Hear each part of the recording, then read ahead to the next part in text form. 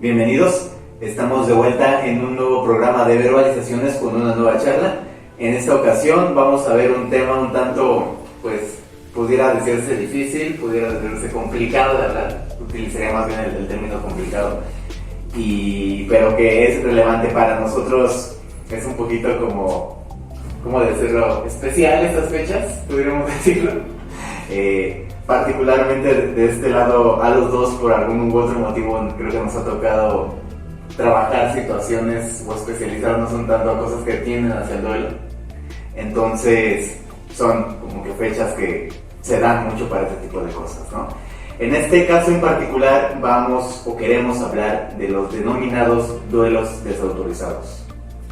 Y primero habría que conceptualizar qué implica esto, ¿no? Me gusta, para serles sincero, oír hablar de este tipo de cosas, Juan Carlos. Entonces, me gustaría dar en este momento un poquito la palabra, si nos pudiera definir un poquito qué es un duelo desautorizado, ¿no? Okay. Como gustes tú, si quieres ponerlo muy técnico, si quieres ponerlo en algo muy entendible para todas las personas. Sí, pues yo diría que la acepción más general y comprensible para todos, porque al cabo de eso se trata, ¿no? Sí. Que comprendamos. Bueno, de manera general, el duelo desautorizado es ocasionado por pérdidas que no tienen reconocimiento social o que tienen una carga de estigma social. Hay muchos ejemplos, pero básicamente son pérdidas muy significativas para quien las sufre. Esto genera a su vez un proceso de duelo, un proceso de aflicción, de confusión, de sufrimiento, pero que no tiene cabida en el espacio social para expresarse, porque sería juzgado, sería justo desautorizada la persona por haber sufrido ese tipo de pérdida, ¿no? Hay muchos tipos, como supongo que ya lo vamos a ir viendo en el desarrollo, pero básicamente eso es lo que tienen en común. Veía que incluso solía utilizarse otro término a la par para definir lo mismo, que era incluso lo planteaban como prohibido, un duelo prohibido. Así en manera muy general, pues sí, se hablaría como de este tipo de pérdida que ya de por sí planteabas varias características que suelen rodear al duelo y que casi se plantea en la gran mayoría esta noción de confusión, pues sí, la cuestión de reorganizar algo que acaba de suceder, ¿no? De características pues, relevantes para la persona.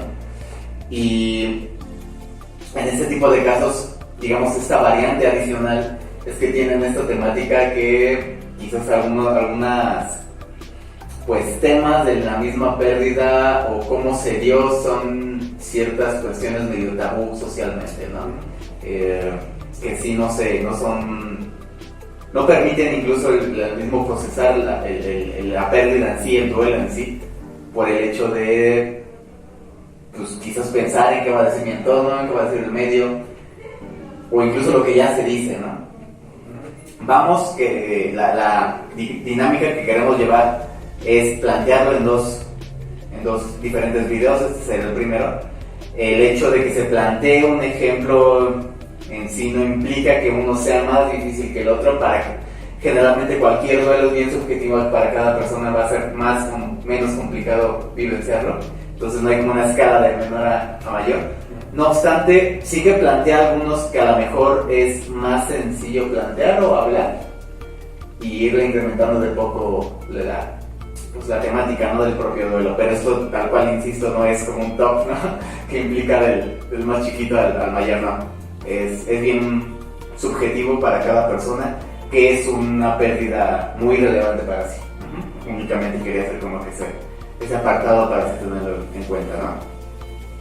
El primer ejemplo de un duelo desautorizado que me gustaría que habláramos sería...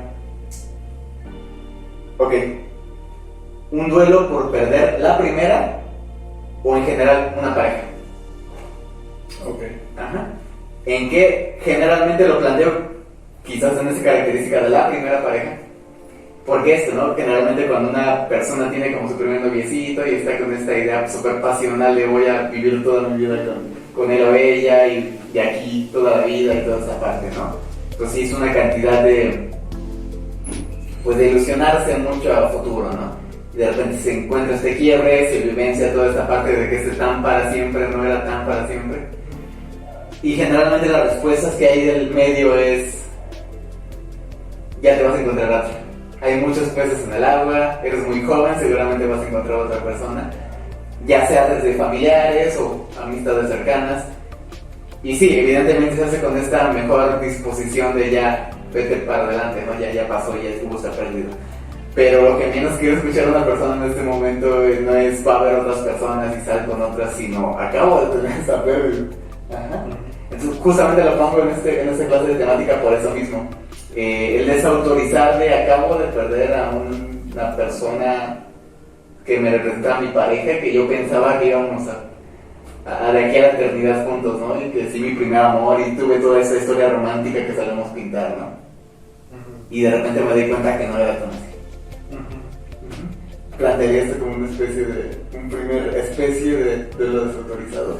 Ante este ambiente, te digo que generalmente se plantea como hay muchos peces en el agua, no te preocupes.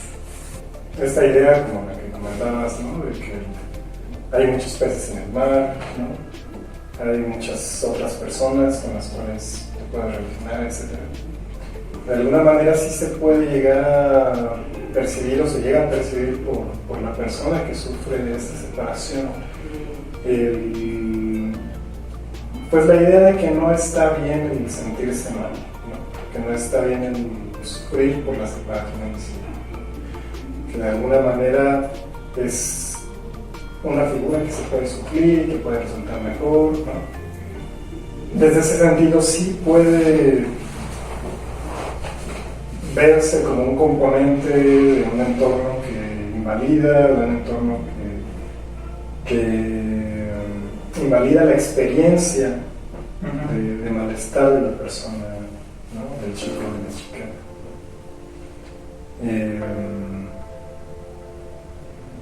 Entonces, pues puede verse como una forma de duelo desautorizado si el entorno es muy invalidante en torno a esa idea de la primera pareja, ¿no? Como de decir, bueno, pues es con la que se echa a perder, ¿no? Es con la que se echa a perder. El primer instante.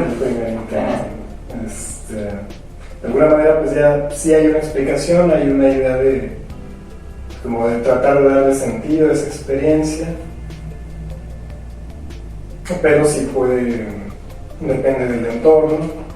Depende del entorno de la persona en cuestión, sí lo pueden llegar a vivir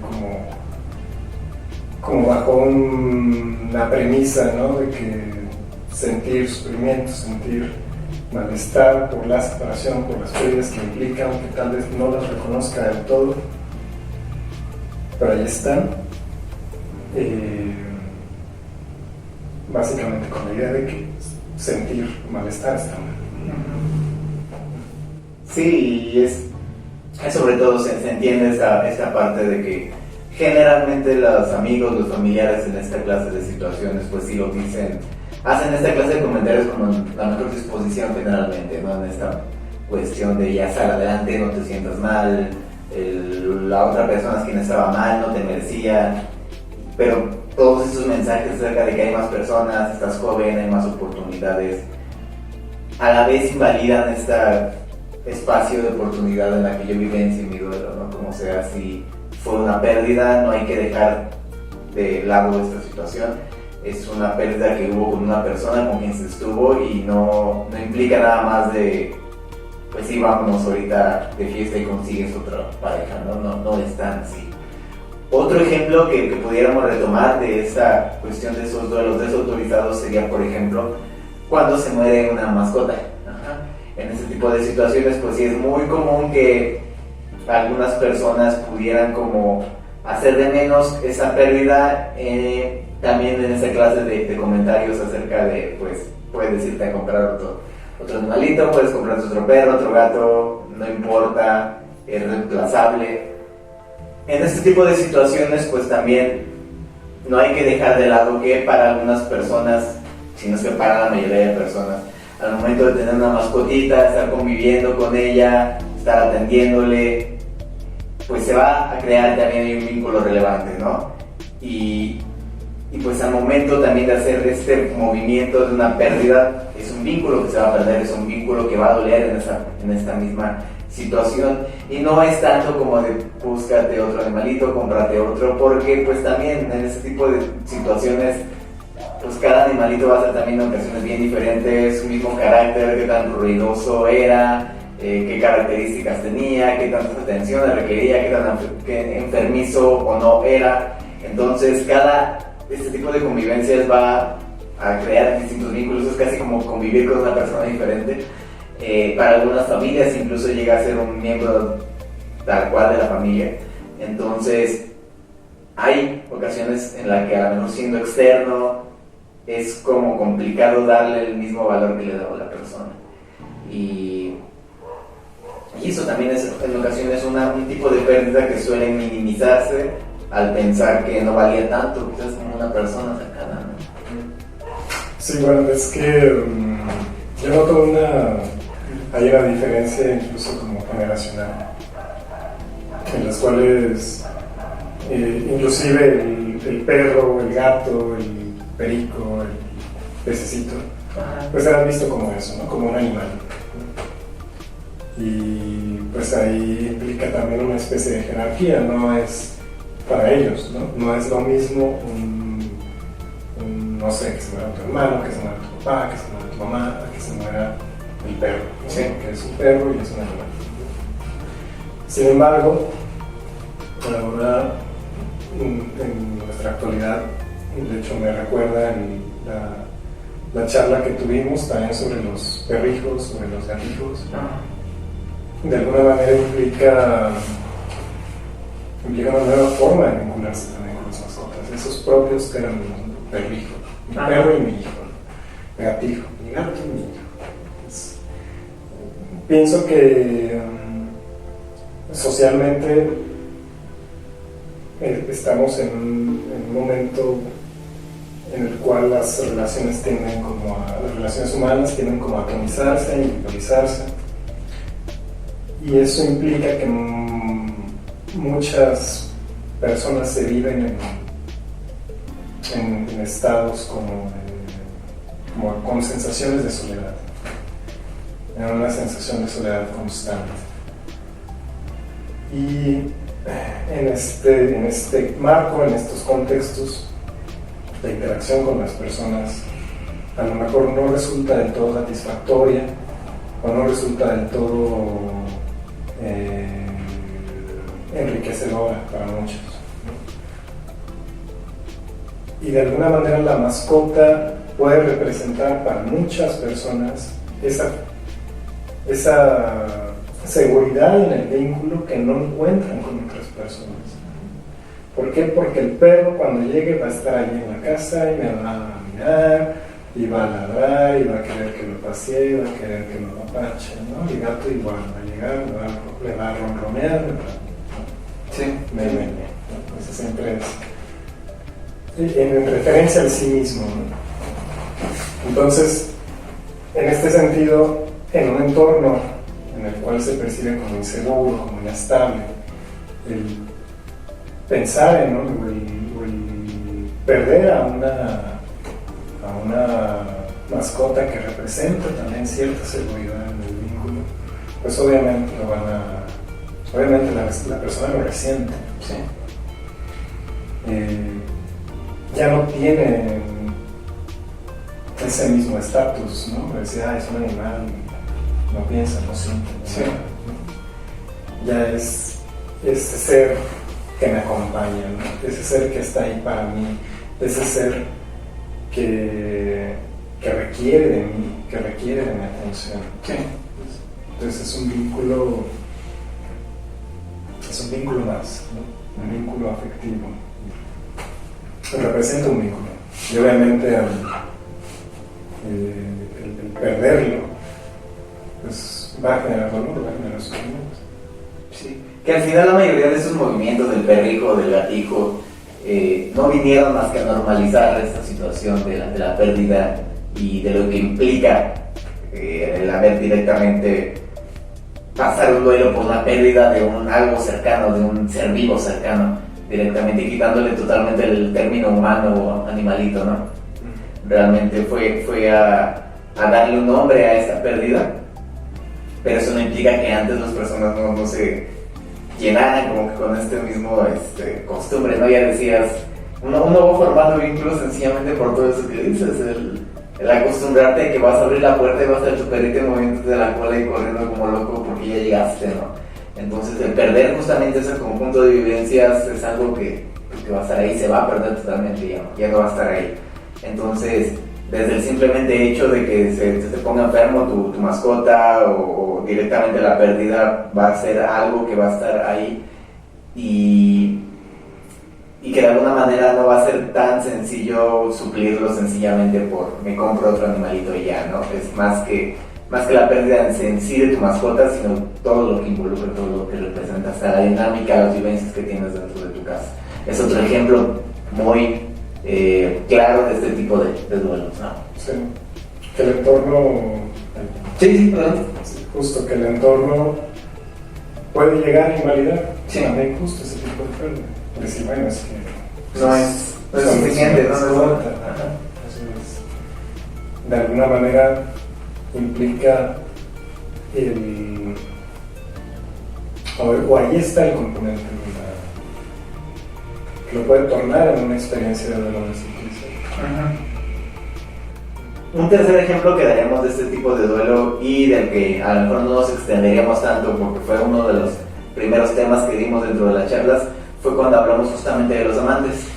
Ya en ese momento nos hicimos freno justamente cuando entrábamos en este tema, porque en ese momento hubiéramos entrado a esta cuestión de los duelos desautorizados, pero en el momento en el que, por ejemplo, aquella persona que fungía este rol del amante y de repente es desplazado porque al final a lo mejor el esposo o la esposa sí se reencontró con su pareja en ese momento, ¿no?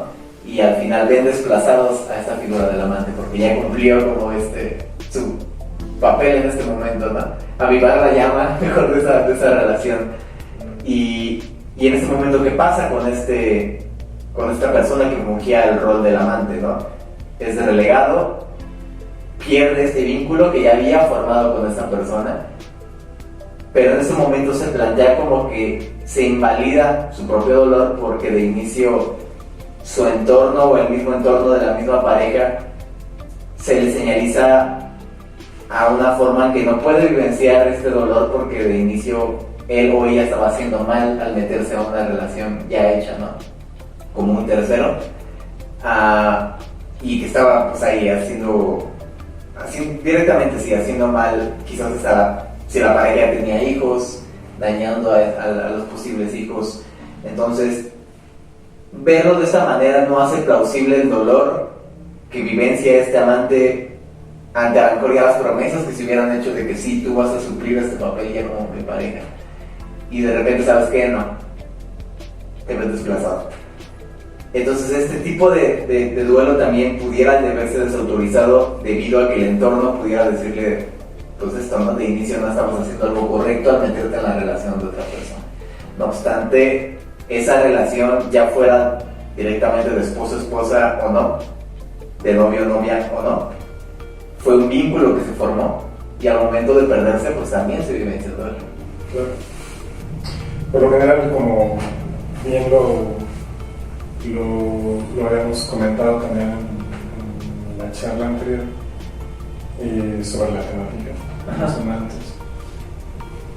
Estas relaciones, estas triangulaciones, relaciones triangulares, tienden en muchos casos a suplir lo que no me agrada en la pareja, ¿no? A tratar de compensar lo que me genera rechazo, lo que me genera confusión, lo que me genera incertidumbre, lo que me genera malestar, ¿no? A partir de eso, a partir de de esa forma de vivir la relación es que se invita a esa tercera persona. Y esa tercera persona, pues justo, implica que cumple un rol, cumple una función afectiva para alguna de las partes. Sí. Entonces, pues sí, es un vínculo afectivo, obviamente. Tiene sus matices también, porque es una relación en sí misma desautorizada. Sí. Es una relación que en sí misma puede ser señalada ya de antemano, como lo comentabas, mal vista, ¿no? Que no se debe ocurrir, que es muy dañina, etc. Pero sin embargo ocurre. Sin embargo, muchas personas en diferentes momentos de su vida llegan a establecer relaciones así, justo, inclusive a mantenerlas así durante años. Por ejemplo, los casos en los que el amante muere, o esta pareja de amantes, alguno de los dos muere,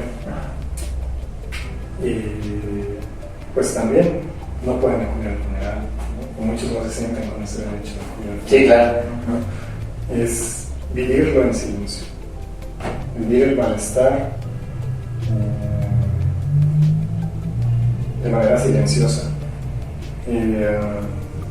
A lo mejor yo era amante y tengo 2 hijos con la persona que murió, ¿no? Yo tengo pareja y estoy muy a gusto con ella, pero mi amante murió y yo no puedo expresar lo que ni siquiera tal vez incluso formular o describir al menos cómo es que me siento por el hecho de que esa persona ya no esté. Sí.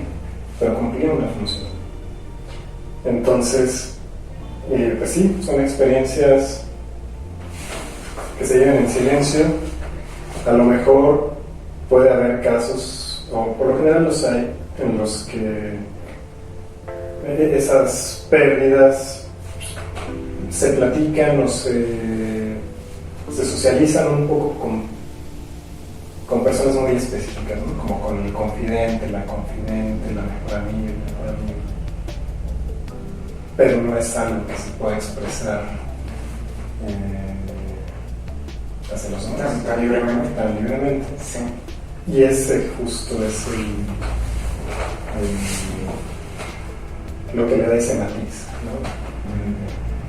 La experiencia de dolor desautorizado. Sí, me parece interesante como lo planteas, ¿no? Es que en sí la propia relación es una relación desautorizada ya en sí, es como que esto prohibido. Entonces, también en ese contexto lo que me parece bien como que curioso, ¿no? Esta señalización o el marcaje en el que planteamos quién es merecedor de vivenciar el duelo, ¿no? Que hay como ciertas características que potencian a que puedas expresarlo libremente, ¿no? Y ante esa clase de comentarios del entorno, pues también es como, tengo permiso, ¿no? De que me duela algo, ¿no? Es todo también hay un fenómeno. Pero bueno, planteamos esta parte, ¿no? No nos extendemos tanto en el tema porque se metemos más a cuestiones de amantes y ya fue todo un tema de video. Entonces, más bien los invitamos a que vean ese videito dentro del canal en el que hablamos de lo que implica por qué una persona busca un amante, ¿no? Aquí únicamente queremos retomar esa parte de que también se vivencia desde este lado, que al momento de haber una pérdida de este vínculo, se vivencia como un duelo que no es permitido ante el contexto. Un último ejemplo que queremos tratar acerca de esa primera parte, de este estilo de duelos desautorizados, es algo que está muy reciente para todos, en el que durante esta pandemia, pues en ocasiones, en los primeros casos que se llegaron a dar, ya aún nos manteníamos como con esta situación de qué se hacía incluso con los cuerpos de las personas que fallecían de COVID o con las mismas personas que había un contagio dentro de la familia. Se mantenía como que esta secrecía dentro de la misma relación, ¿no? No se puede decir que hay alguien enfermo de COVID porque de repente se van a asustar los vecinos, me van a mirar feo en las calles, ¿no? no van a querer que tengan contacto con nadie, y pues era plausible porque es la enfermedad, ¿no? Del nivel de contagio que se pudiera llegar a tener. Pero añadido a todo esto, cuando había de verdad una pérdida, una muerte por esta misma enfermedad, se planteaba esta misma situación. Se tenía que llegar a acudir hasta mentir en ocasiones de por qué había fallecido la persona, ante este temor también que se podía causar quizás en el entorno, y de ver a los supervivientes de la persona que falleció como pues a lo mejor hasta como apestados, ¿no? Que podían ser potencial focos de infección hacia la comunidad. Creo que no es necesario decirle a nadie esta parte. Creo que todos llegamos a ver en algún momento de las noticias situaciones en las que al personal médico de primer contacto, ya sean médicos, ya sean enfermeras, eran incluso rechazados a que se pudieran usar normalmente el transporte público ante el temor de que pues ellos eran supuestamente los que tenían más contacto con enfermos, ¿no? Y entonces pues se volvía toda esta situación de paranoia de no tener contacto con estas personas porque pues podían traer el bicho más fácilmente, ¿no?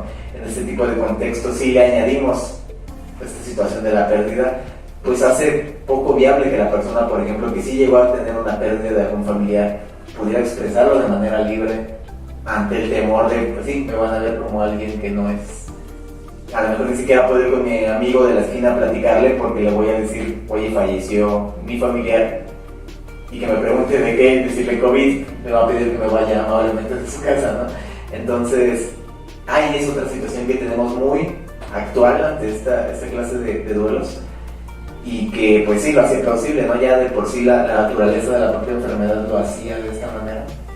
Entonces añadimos esta parte de mantener también como que este secreto de qué fue, se volvía aún más complicado, ¿no? Estos fallecimientos por COVID, pues de por sí ya también implicaban otras complicaciones. Por ejemplo, el hecho de que, sobre todo en los primeros casos, ¿no? Las personas que caían enfermas pues no podían ver a sus familiares mientras estaban internados. Sí. Y los familiares únicamente pueden estar en contacto con el personal médico. Podrían estar internados 3, 4 días y de repente nada más la noticia de que sabe qué, pues su familiar ya se murió. Sí.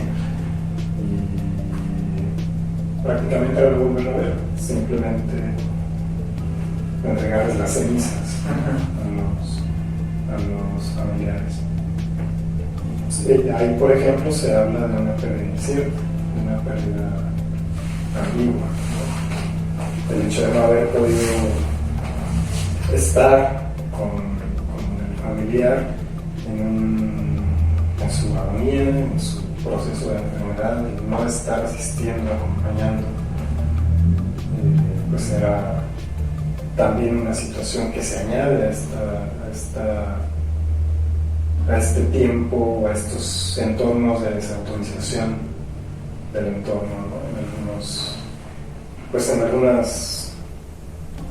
algunos sectores de la población. Estas complicaciones, que ya de por sí hacían muy dolorosa la pérdida, pues está el añadido, ¿no? De la necesidad de vivirlo en aislamiento, de vivir la pérdida y su subsecuente proceso de duelo, su subsecuente experiencia de duelo, pues aislado de nosotros. Entonces, pues sí, son experiencias que actualmente pues ya comienzan a modificarse un poco estas prácticas, sobre todo ante los fallecimientos, que al menos sean familiares, que pueda atestiguar, que pueda ver el cuerpo. Pues sí, un poco más de certidumbre, un poco más de idea al respecto de la situación en la que vive el familiar. Y obviamente también para las personas que se encuentran en internamiento y con un mal pronóstico, pues también llega a ser angustiante, muy angustiante el hecho de no contar con ese soporte de los seres queridos, con esa presencia, con esa escucha. Sí, pues todo lo que implicaba la violencia, como dices, pues también la misma persona, el hecho de vivir con esa incertidumbre de no sé qué va a pasar. La otra parte de sus familiares, ¿no? Y también como que este corte de un día te veo a lo mejor con una gripita y de repente sabes que se complicó. Y aquí están las cenizas, imagínate el golpe de esa misma situación, ¿no? Entonces, y aparte de ello, el tener que vivir mi duelo, no sé, aislado, ¿no? Porque no puedo compartir con nadie esta parte, porque aún tenemos esta realidad y aún tenemos que estar en sana distancia, ¿no? Entonces sí fue una realidad bien complicada a la que nos tuvimos que ir adaptando. Por suerte, como dices, al menos ya poco a poco se va mejorando la situación, ¿no? No obstante, pues todavía está ahí esa realidad y fue algo a lo que nos tuvimos que enfrentar y se convirtió en otro motivo de este tipo de duelos no autorizados, ¿no? Nos interesa tu salud mental. Si estás interesada o interesado en comenzar un proceso terapéutico, puedes contactarte con nosotros a nuestro número de WhatsApp, chat de Telegram o mandando un mensaje personal a la página de Facebook. Búscanos como Verbalizaciones. Escríbenos y resuelve tus dudas ya.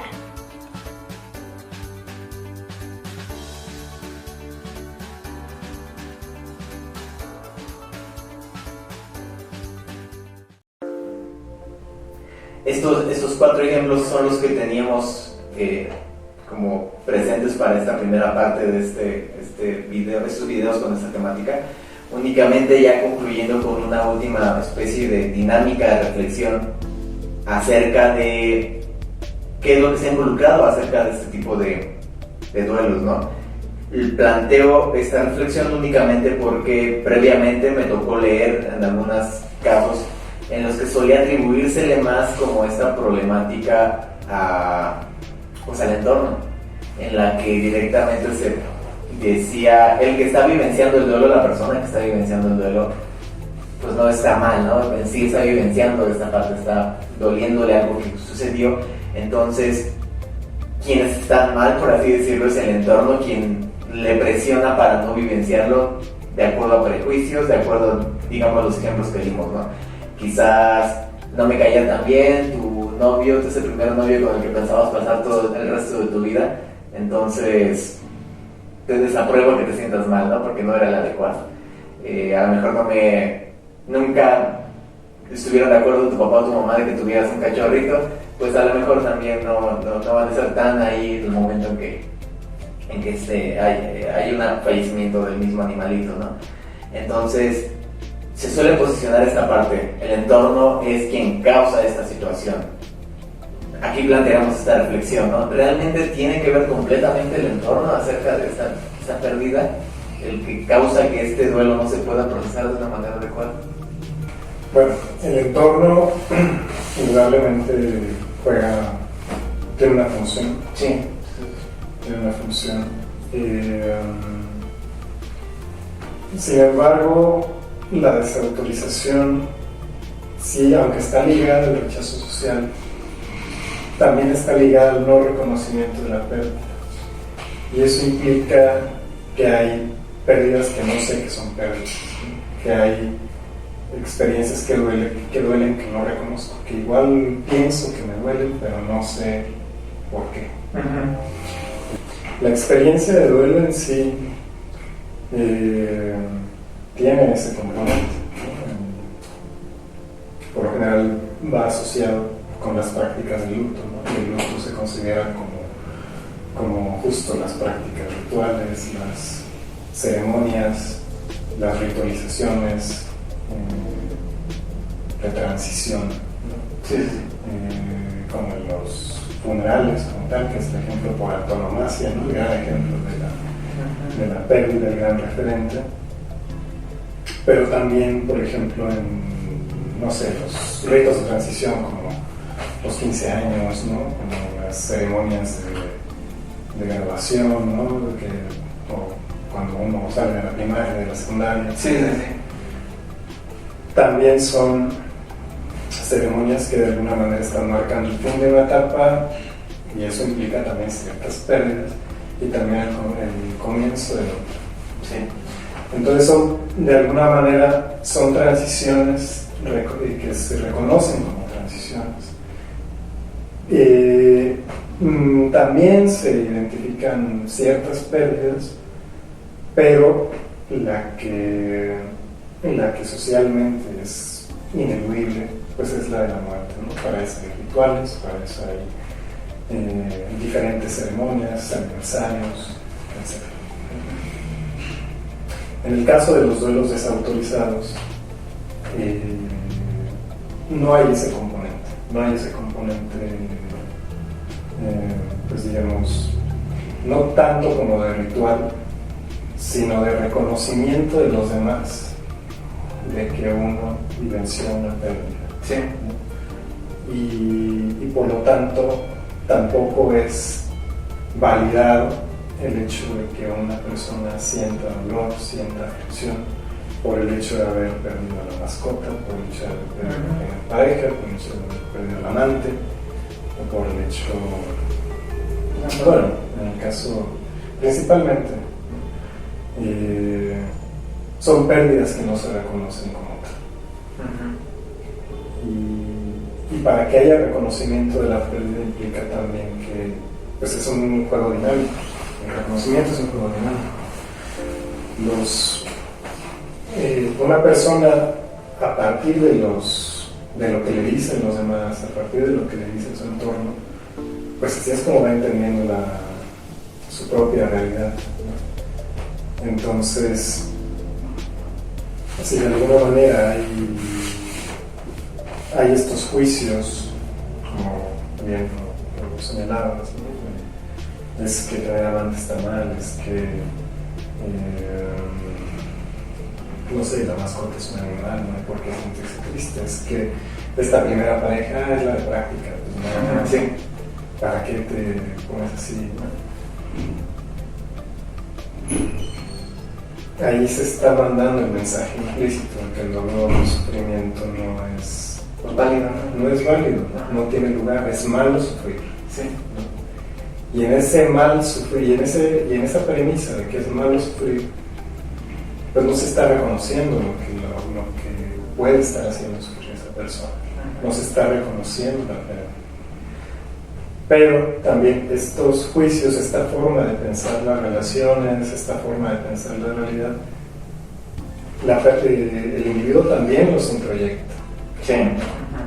Entonces, pues no es necesario también que le estén repitiendo cada rato, por ejemplo, que ser amante de alguien está mal, o que sufrir por la primera pareja está mal. No, muchas veces ya la propia persona, por los mensajes del entorno, introyecta esos mensajes, de tal suerte que al no percibir ese espacio, esa validación del sufrimiento, pues los lleva a vivirlo en soledad, a vivirlo en aislamiento, a vivirlo de manera silenciosa. ¿Y cuál es el detalle con esto? Pues que después ese malestar pues tiende a expresarse de muchas formas, ¿no? Al rato por ejemplo, yo puedo ver a mamá, a papá, a mi pareja, de repente, pues no sé, mal, triste, agobiado, ansioso, y no sé por qué, o nadie sabe, ni él lo sabe. Entonces, es una experiencia, pues en general angustiante para las personas. A diferencia, por ejemplo, en el caso de las muertes, de los fallecimientos, ahí sí es permitido y es válido y es esperable, ¿no? Que se llore, se grite, se patalee, se maldiga, se avienten al hoyo con la persona que va a enterrar.